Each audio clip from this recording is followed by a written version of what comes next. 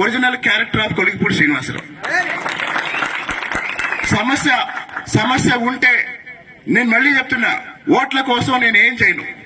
నేను చేసే పనులకే ఓట్లు కావాలి. ఓట్ల కోసం నేను ఏం చేయను. నేను చేసే పనులకే ఓట్లు రావాలి. ప్రజల మనసులు గెలవాలి. తిరువూరు సీటు గెలవాలి. చంద్రబాబు నాయుడు గారిని ముఖ్యమంత్రిగా మనం మళ్లీ చూడాలి 4వ సారి.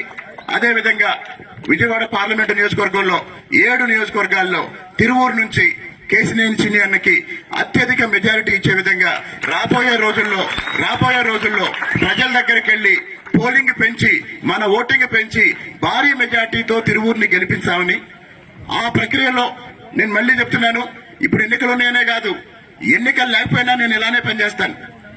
ఎన్నికలతో సంబంధం లేకుండా నేను ఇలానే పనిచేస్తాను. నిన్న ఉదయం ఒక డ్రైనేజ్ సమస్య గురించి పనిచేస్తే ఈ రోజు మున్సిపాలిటీ అధికారులు వచ్చి ఆ డ్రైనేజ్ సమస్యని పరిష్కరించారు.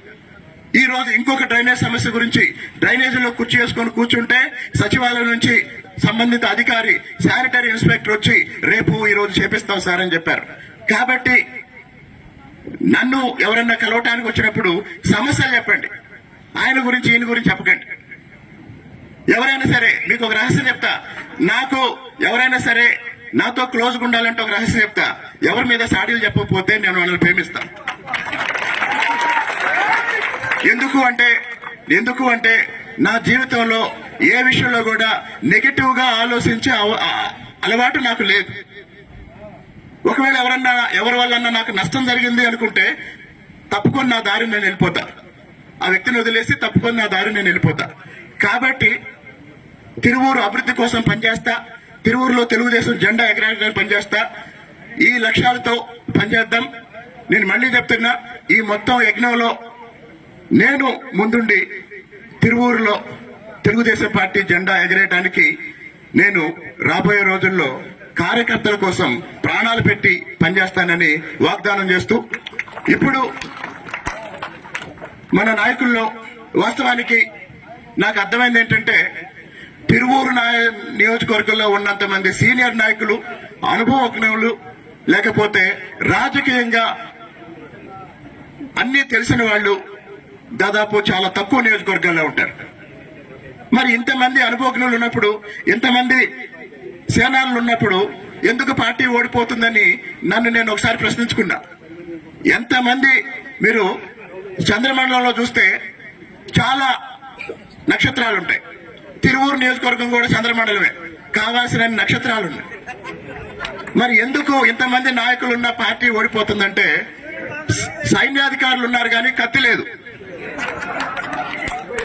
సైన్యాధికారులు ఉన్నారు కానీ వాళ్ళకి తుప్పుపట్టిన కత్తిచ్చారు, యుద్ధం చేయమన్నారు.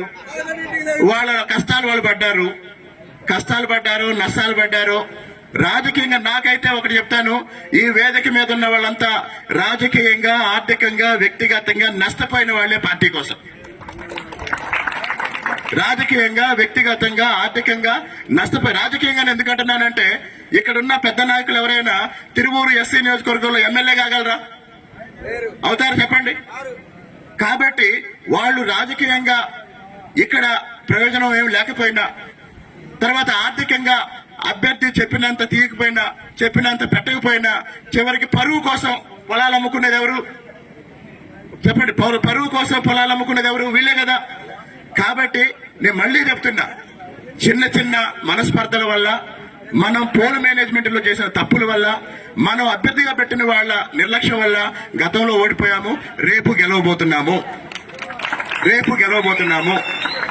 ఈ సమావేశాన్ని నా తరపున అధ్యక్షత వహించి నడిపించమని సోదరుడు వాసం ముని గారిని కోరుతున్నాను.